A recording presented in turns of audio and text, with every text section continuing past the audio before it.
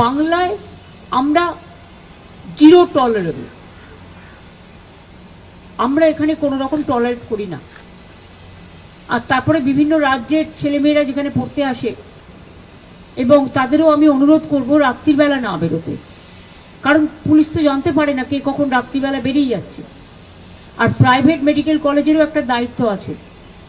তাহলে পশ্চিমবঙ্গের লক্ষ্মীরা, যারা লক্ষ্মীর ভাণ্ডার নিয়ে, কন্যাশ্রী নিয়ে খুশি আনন্দে নাচেন, তাদের উদ্দেশ্যে আজকে মাননীয়া এই ঘোষণাটা করেছে।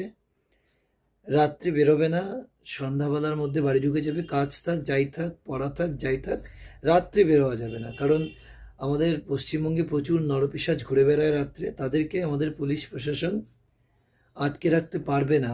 আর আপনারা কোথায় যান, মাননীয়াকে বলে যান নাকি পুলিশকে বলে যান? পুলিশের পক্ষে সম্ভব তাদেরকে ধরে জেলে আটকানো বা আপনাদেরকে সুরক্ষা দেওয়া?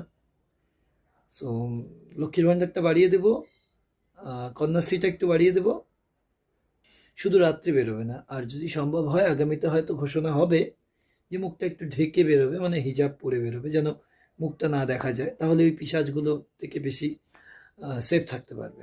মেয়েদেরকে কিছু বললে যারা প্রচণ্ড রেগে যান, প্রতিবাদ করতে আসেন, আজ আশা করি তাদের থেকে কিছু রিপ্লাই পাবো। তৃণমূলের একজন সাংসদ রয়েছেন মহুয়া মৈত্র, একজন নেত্রী রয়েছেন কি নাম, সায়নী ঘোষ, হয়তো তারা কিছু আওয়াজ তুলবে।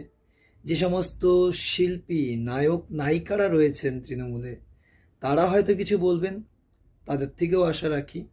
কারণ এটাকে তারা কি হিসেবে দেখবেন, দেখার বিষয়।